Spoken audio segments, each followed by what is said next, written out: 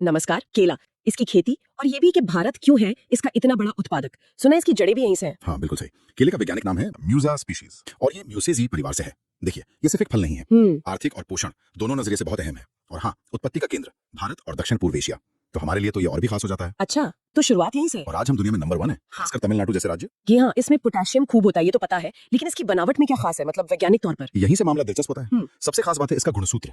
केले का गुणसूत्र है 2n = 3x = 33। 33? हाँ, मतलब ये ट्रिप्लॉइड है। ट्रिप्लॉइड, ये क्या होता है? 3 सेट गुणसूत्र। बिल्कुल। ज्यादातर जीवों में 2 सेट होते हैं, इसमें 3। तो इसका क्या मतलब हुआ केले के लिए? इसका सीधा नतीजा ये है कि जो केले हम खाते हैं वो ज्यादातर बीज रहित होते हैं। ओह, हाँ, ये ट्रिप्लॉइड ही उन्हें बीज बनाने से रोकती है। हमारे लिए तो अच्छा है, पर पौधा खुद से बीज नहीं बना पाता।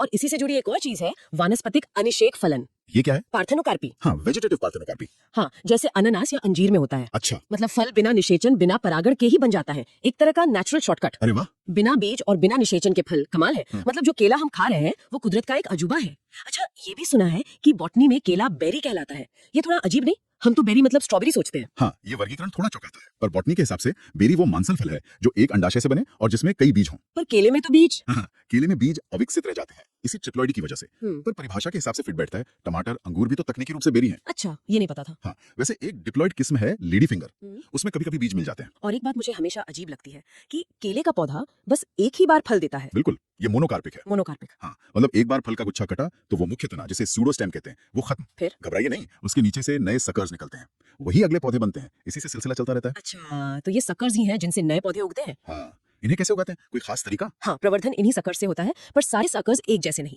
सबसे अच्छे होते हैं स्वॉर्ड सकर्स। स्वॉर्ड सकर्स, तलवार जैसे। हाँ, उनके पत्ते पतले तलवार जैसे होते हैं और नीचे का हिस्सा मतलब प्रकंद मजबूत होता है। वजन भी करीब 450 से 750 ग्राम का होना चाहिए। और लगाते कैसे हैं इन्हें? कोई खास विधि? कई तरीके हैं, पर एक जो अक्सर अच्छा माना जाता है वो है नाली विधि या ट्रेंच मेथड। नालियां बनाकर? हाँ, खेत में नालियां खोदकर उनमें लगाते हैं। सिंचाई वगैरह में आसानी रहती है।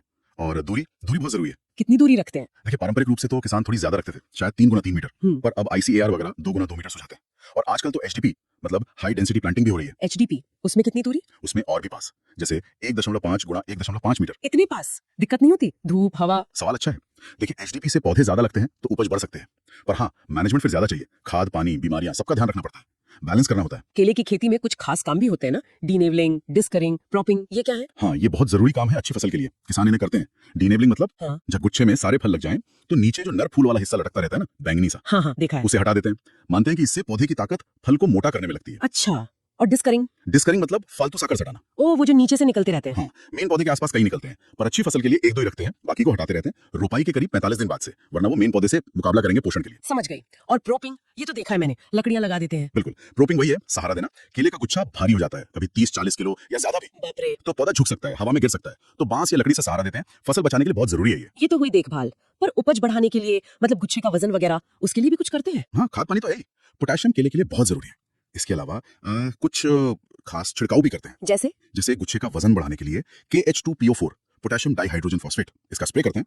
और हाँ, अगर बीज रहित फल पक्का करना हो तो 2,4-D जैसे ग्रोथ रेगुलेटर का बहुत कम मात्रा में। कितना कम? बहुत ही कम, जैसे 25 ppm मतलब 10 लाख में 25 हिस्से। हाँ। इसका स्प्रे करते हैं। फसल तैयार होने के बाद कटाई और पकाने का क्या तरीका है? केले तो हरे तोड़े जाते हैं ना? बिल्कुल, जब फल मोटे हो जाएं पर हरे हों तब तोड़ते हैं, फिर उन्हें आर्टिफिशियली पकाया जाता है। इसके लिए कंट्रोल वाले कमरे होते हैं। कैसे पकाते हैं उनमें? सबसे आम है इथाइलिन गैस का इस्तेमाल। इथाइलिन? हाँ, ये एक नेचुरल प्लांट हार्मोन है, बहुत कम मात्रा में, जैसे 100 ppm। इसे 15-18 डिग्री सेल्सियस पर कमरे में छोड़ते हैं, नमी भी ज्यादा रखते हैं। इससे केले एक साथ बराबर पकते हैं, सुंदर पीले। और कोई तरीका? हाँ, एक केमिकल आता है एथ्रिल, उसे भी 1000 ppm पर इस्तेमाल करते हैं। वो भी पानी में घुलकर इथाइलिन ही छोड़ता है। और स्टोर करना हो हरे केले को, कब तक रख सकते हैं? पक्के केले तो जल्दी खराब होते हैं, पर हरे केलों को सही कंडीशन में रख सकते हैं। क्या है सही कंडीशन? तापमान करीब 13 डिग्री सेल्सियस और नमी 85-95%। ऐसे में करीब 3 हफ्तों तक ठीक रह सकते हैं। इससे उन्हें दूर बाजारों तक भेज पाते हैं, पर ध्यान रहे इससे कम तापमान पर चिलिंग इंजरी हो जाती है, छिलका काला पड़ जाता है। भारत में तो बहुत तरह के केले मिलते हैं, वो जो पीला वाला सबसे आम है, शायद ड्वार्फ कैवेंडिश है। हाँ, ड्वार्फ कैवेंडिश दुनिया भर में और यहाँ भी सबसे ज्यादा उगता है। रोबोस्टा भी बहुत है, वो भी कैवेंडिश ग्रुप का ही है। और दक्षिण में जाएं तो रसथाली, जिसे सिल्क बनाना भी कहते हैं, पूवन, नेंद्रन के चिप्स बनते हैं। हाँ, वो खाए हम। फिर होंडा, चंपा, राजापुरी, हरी छाल, बहुत सारी लोकल किस्में हैं। सबका अपना स्वाद, अपना इस्तेमाल। इतनी किस्में, लेकिन इतनी बड़ी फसल है तो मुश्किलें भी होंगी, कीड़े बीमारियां तो लगती ही होंगी। बिल्कुल, कीड़े की खेती में चुनौतियां कम नहीं है। कई गंभीर बीमारियां हैं, कीड़े हैं, किसानों के लिए बड़ा सिरदर्द है ये। कौन सी बीमारी सबसे खतरनाक है? शायद सबसे बदनाम है पनामा विल्ट। Panama wilt? हाँ, ये एक फंगस से होती है, फ्यूजेरियम ऑक्सीस्पोरियम। ये मिट्टी से जड़ों में घुसती है और पौधे का पानी लेने का सिस्टम बंद कर देती है। पौधा पीला पड़कर सूख जाता है। ओह, और जो कैवेंडिश किस्म है ना, वो इसके एक नए स्ट्रेन TR4 के लिए बहुत सेंसिटिव है।